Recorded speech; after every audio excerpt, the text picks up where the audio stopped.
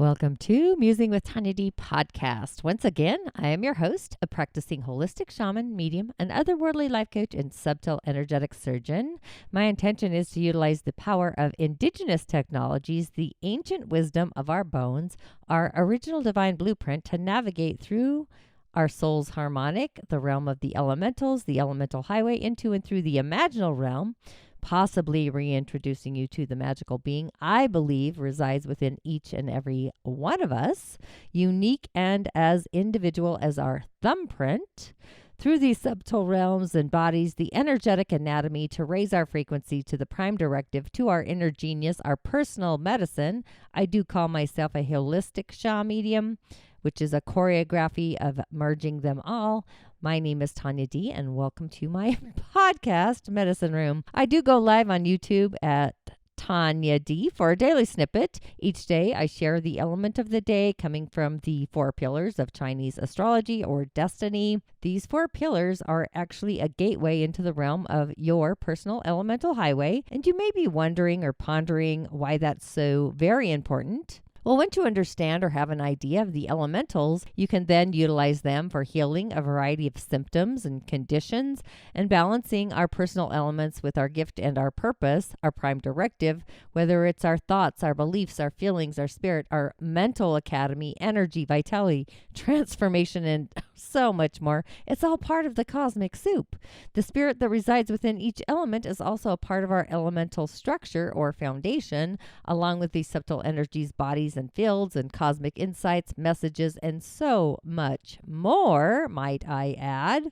So going beyond being inspired and just loving the season of the witches, nature's transformation, the magic, the variety of guests that I've actually had and literally enjoyed during the season, this podcast season. That's why I do title the show The Musing with Tanya D, because it's about musing. So if there's anybody that you wish to hear from again that really got you excited about life and really your own magical essence that resides within each and every one of us, please comment and share and let me know. And of course, stay curious, questioning everything. That is also one of my mantras. This week's Medicine Room artist is Keli Kane. She's an extremely confident woman exercising excellent self-discipline to create strength needed to overcome traumas and obstacles. She wears her heart on her sleeve. She is truly an authentic as anyone can be. She can easily be described as a earth angel, always finding the best in a person or a situation, whether it be children, animals that are just organically, naturally drawn to her, while white light with her high vibrational energy. She is a true social chameleon. Those around her are at ease, sharing their thoughts and feelings. Her positive energy and enthusiasm precede her entrance in a room, and I hope you feel it through this podcast episode.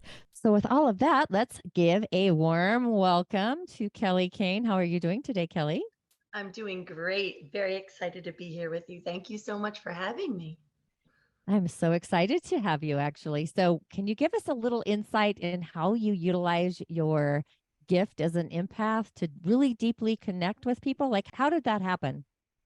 It was a windy path that led me to where I am. So I always had a little bit of a gift when I was younger and was just always attracted to children and animals and just the caretaker part in me. My mom was a caretaker. So, as I was going through college, I ended up becoming an educator, and clearly I was aiming for the younger years. I ended up teaching middle school for 10 years and then high school for 1.5 years, and then made it to the elementary building. And that's where the true joy starts. That they teach you so much about resilience and hitting that reset button. And I really feel like that's where the spiritual path started before my accident. I was learning so much from them. And as a empath who could kind of read energy, I just wasn't telling the world because it wasn't really that accepted 20 years ago when I first went in.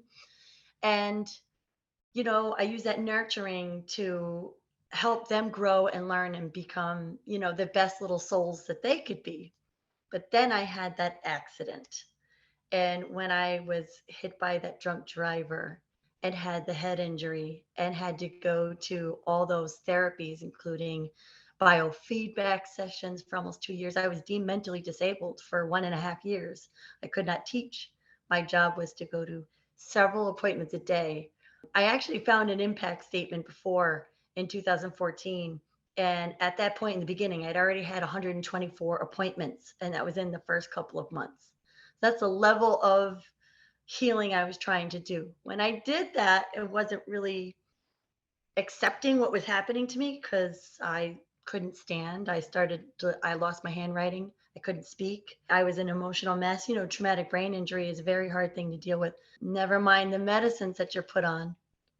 Percocet, Xanax, Flexeril. These are heavy hitters, that you're using to survive. Western medicine wise, I wasn't willing to accept that I was going to be left with this, that I couldn't make a sentence and I didn't know what I was saying in 3-minute clips. It was very scary. I couldn't even take a joke. I felt like I lost everything that I was working for. And so I went back to church. Then I went to the Reformed church. That wasn't good enough. Then I started looking into the energy healing and I started reaching out to medium friends. So, like Tracy Flutie from Elemental Mediums, I met with her.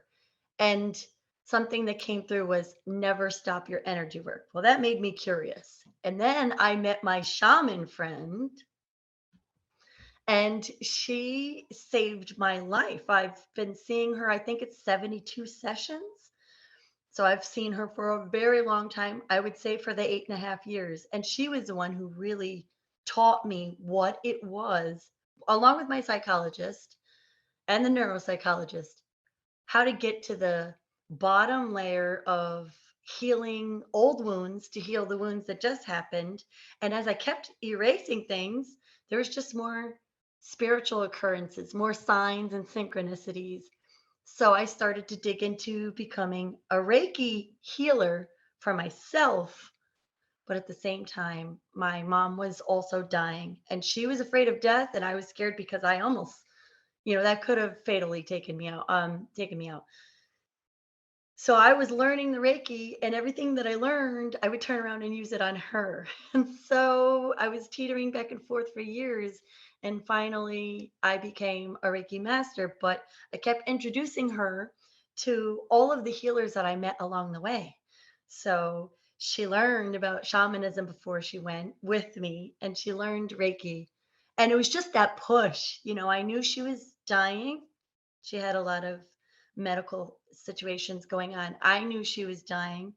I knew I was trying to recover and heal to the best new version of Keli, whatever it could be, unwilling to settle for anything less than I could possibly pull out of this. I'm very resourceful. I found other friends who had head injuries. I found other people who had PTSD, just anyone I could talk to when it got dark and deep. And I would go and get the help that I needed. But my friend called it that I was already gifted. But this initiation that you're talking of, she says that the accident was like a dent in, the sphere. And it just kind of let me jump forward out of, no more fear. I got rid of the fear and just stepping forward and allowing myself to learn about clearing and healing and just, yeah, that's how I started. That was to not only save myself but save someone else, my mother. I work best trying to help someone else. I'm not always perfect helping myself. I work very hard on that, but I love healing others. So if I can do that, it just kind of brings me forward. So yeah, she was a driving force in that. That's how that started. Yeah, that's Maladoma, the shaman I worked with from Burkina Faso, West Africa. He's an elder of the Dagara tribe. That was definitely an initiation that happened for you too. It almost feels like you might not have been on your path. I call it an energetic hiccup because I had a near death experience. I was in a coma for a time and the neighbor was the conduit. I just tell everybody I was blessed with death, but I was 7 years old. So it was in the childlike wonder and the experience of the other world, where yours sounds like more of a initiation to move you into the person, like your gift and purpose, what you're supposed to do Absolutely. here on I feel this like it world. complements it, and I'm sorry that that happened to you when you were younger. Oh no, Um, I'm not sorry at all. I'm not you know, sorry at all. I posted something recently and it was about, if you could go back in time, would you meet that person again or would you skip it? And I posted it, and someone who's asking me to be on a podcast in the future responded back and started talking and said, would you go back? And I'm thinking about the accident. If that didn't happen, I wouldn't be anywhere as spiritually ready as I am right now. I feel comfortable. I finally feel like I'm me. I don't have to hide. Ooh, I can sense something, or ooh, I know something. I don't have to be quiet about it. So it's very freeing, and you can, yeah, I don't think I would change it. As hard Yeah. as it was, and it was hard, and I do have permanent damage. There's permanent damage, but I'm a happier person. Well, it took 9 years, right? I had to really ride that out. So talk about initiation. I got in the car accident, but then my parents were dying at the same time and then died 36 hours apart. And then I got divorced, and then I sold the home, and it was just like, when is this roller coaster ending? And it's finally evened out now. I'm okay. So now I want to turn around and help everybody else because that was rough. Yeah, absolutely. So it sounds like the nature, your authentic nature was cleansing house Yeah. on the Mixed opposing with a lot of side. kooky behavior and playfulness. Yeah, nature. Nature's where the magic is. So you dived into, it sounds like, a spiritual path through prayer. Was it a certain place, or was mostly the shamanic person that you worked with? It's an interesting because I feel like I was taking snippets of everything that I possibly could spiritually. I've always prayed to God, Jesus, Mother Mary, the angels. I've always been very angel based. I've always worked around, called on them. And that was from growing up. That was my upbringing. And it just was home to me. Then when I started doing the Reiki, that's when I was thinking, okay, there's more out here, and I am an omniist, actually. I believe in parts of all religions. There's truth in all of them, parts. And I'm very non-judgmental when it comes to whoever's believing in what they believe in. I operate on unconditional love. I've been accused of being too loving. Ew. Yes, it's something that I work on. I just have an open heart. Just it's completely open. And I feel like that is my energetic gift. I can have, it's funny, I always tell the kids, I have the best reset button you've ever imagined on the planet Earth. And I really do think that the kids have taught me that through the 20 years of teaching. You can really have it out with students, and then the next day you got to start over. There's no other choice. You're trapped for 180 days. But I adore them. We always get over it, and they love it because I will put that smile on. They come in again, and I call myself a walking mirror. And I always tell them, I'm a mirror. What you're giving, I'm going to give back to you. So if you're coming in with a clean slate, it's going to be given right back to you. I promise. And then they come in calm. And, the little ones are always grabbing hugs every single day. Yeah. I don't know. If there was a religion that's just truly only based on love, that would be mine. So let's talk about your new book that you just authored. The title is amazing. An Angel in the Mirror. Yes. How'd you come And up with that? well, the cover of the book actually has a photo of me in my jeans and a black top touching a mirror, and the angels inside the mirror. That is from Angelique, I Spy Studio in New Paltz. She is so amazing. So she spent a lot of hours on that. And when I did that photo, I thought it was going to be in a different book. And that book didn't pan out, and that's okay because, like I say, divine timing, right? Everything unfolds. So I was meant to write my own book, which I finally did. So the angel in the mirror is very personal. That was just me fighting to get off all the medications and be able to stand on my own and deal with the grief and loss of being an instant orphan. And how it was done, how it unfolded was traumatic. Never mind being an orphan. Just the way it went down was just so hard to digest for me, my brother, and my sister. So that picture was just me fighting to get to the best spiritual version of myself. So, with that picture was already done November of 2021, and I decided to use that for this book on the cover. So, that's how that came to be. I really do see myself as that angel in the mirror, like an earth angel. There's nothing perfect about me. I'm very kooky, zany, sometimes I will be 100% intelligent on the mark. And then 20 minutes later, you're like, did you just do that? It's like, yes, I did. It's just, it's fun. It's unpredictable. But yeah, that was me trying to get to the best version of myself. And so it was fitting. But I had to say what the book was behind it. And so I worried about the title being too long. But if it was just Angel in the Mirror, then you wouldn't know. It had pieces of how to help someone get through traumatic brain injury, what you could do. It literally has what I did for services and who I went to and how I got through it. And energy healing was included with that. The cranial sacral, right? For massage, still point, that's all considered energy work still. So I was literally giving a roadmap of what someone could follow PTSD. So that's why it says healing traumatic brain injury and PTSD through Western medicine and spirituality. And that's because I was on all those heavy hitting drugs, Xanax, Percocet, Flexeril. It was necessary for a year and a half, but then I had to get a homeopath. I wrote about that and how to get the heavy hitting drugs and what you could do instead. Again, pulling on energy healing and the whole transformation of, okay, so how did she end up going to LA and hanging out with Patty Negri? There's so many people scratch their heads. And even when I go out to hang out with her, some of them look at me like, who is she? Where'd she come from? Who is this person? But she is just amazing. And she's just one of the healers that I met. And we're like, we're family. We're still family. That's it. We didn't let go. So I'm assuming that the shaman you worked with is also in your novel. Absolutely. I have like a shaman best friend, a medium best friend. She says good witch BFF. I love this circle that I collected and created of my own magical soul pod. And then you have your friends and colleagues at work. I work in a very large building. I'm blessed with that. I love it.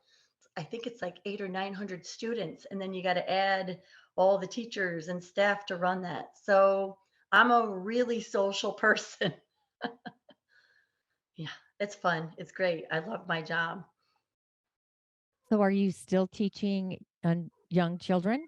Yes, I am the kindergarten reading specialist. So there used to be 5 classes, there are 4 classes. So I pull students out of all of them all day and, help teachers and talk with them and oversee and change which ones I need to give a little extra TLC to kindly put my wing over them and try and get them what they need as they're young. And I do have a second grade class and I do have a fourth grade class. So I have a fun mix. It jumps this year. And it's just so fun. So what else is it that you have happening for you right now? You're just launching a website as well, or you just did launch one? They are about to put it together in a week. I have Amazon Publishing Pros working on that. So I use them to publish the book. So it's on Amazon. It should be on other sites soon. There is a glitch with that, but there's always a glitch when you're working on things, right? Nothing is perfect and no one is perfect. So they are working on a website. It's going to absolutely be called KeliKaneHealing.com. And you got to make sure you spell Kelly right. KELIKANE healing.com. And that should be up in a week. And that has everything from TV guest spurt with my speaking attached as well. So you're kind of getting everything pulled into one spot. So is there a particular angelic being that you connect with, or do you kind of muse with them all? Yeah, I tend to call on the different angels for different scenarios that arise.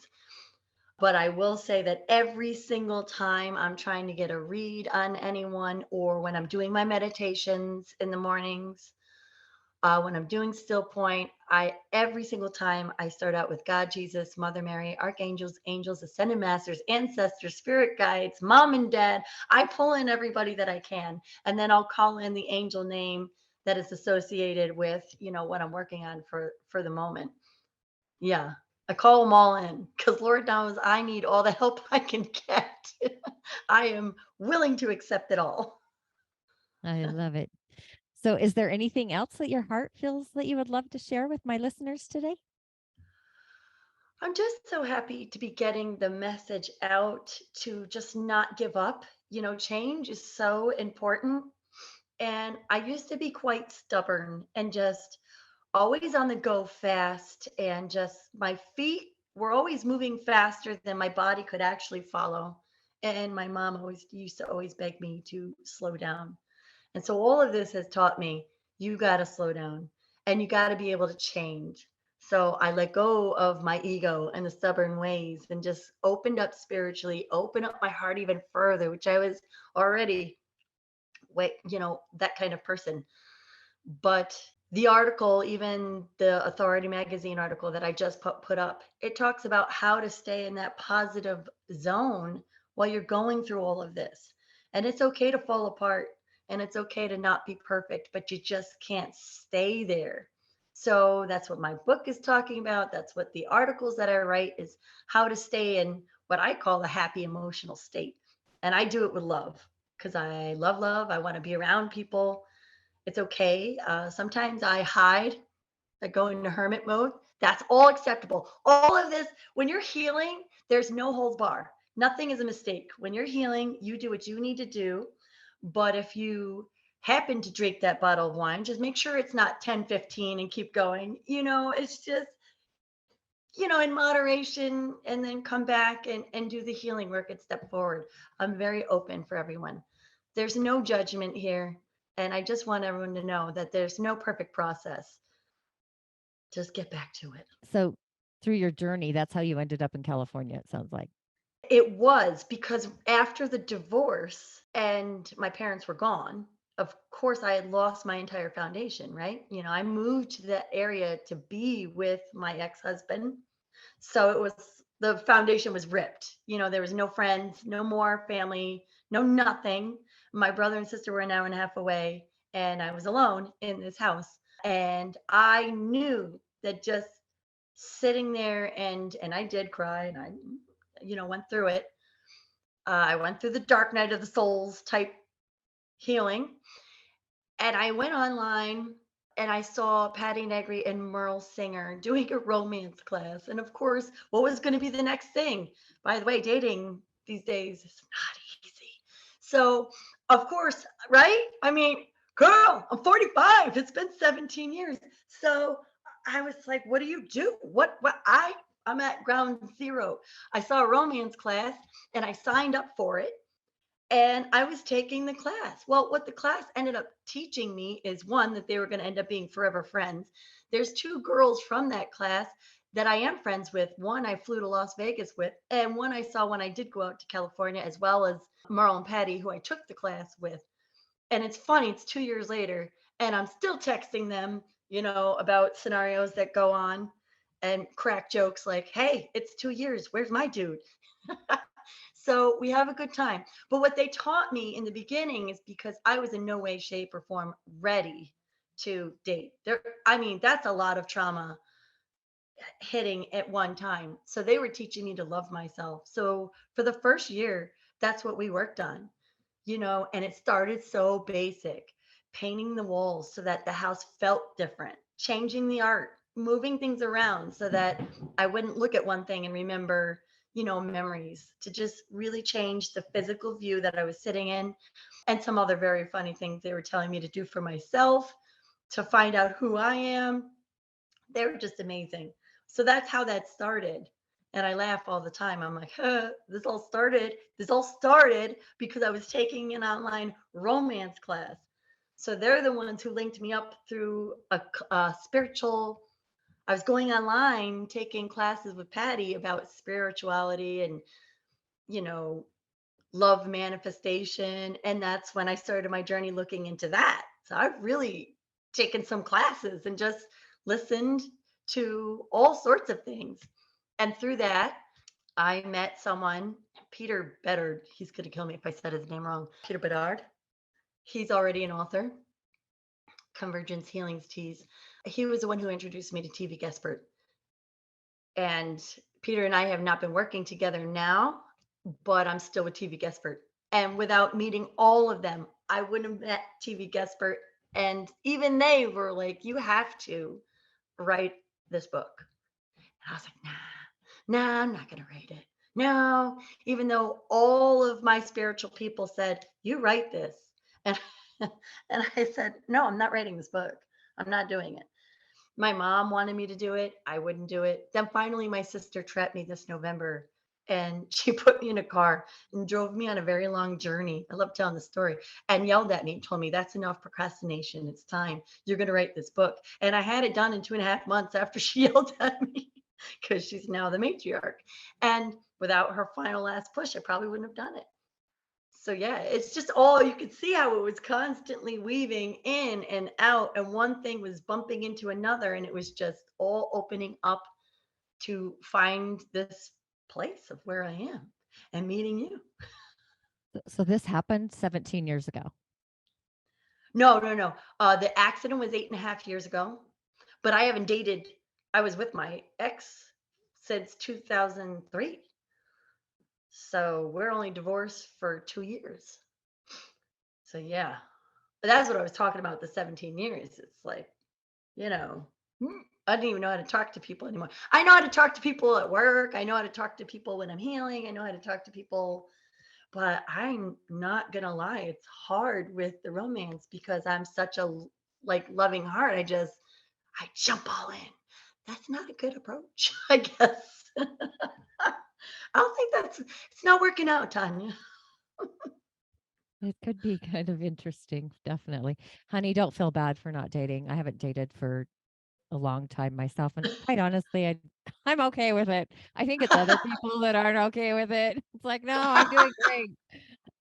I don't need any more. I'm doing good. I love I me. think we're doing great too. Exactly. I'm doing fantastic. Don't worry about worry about you. I'm doing good.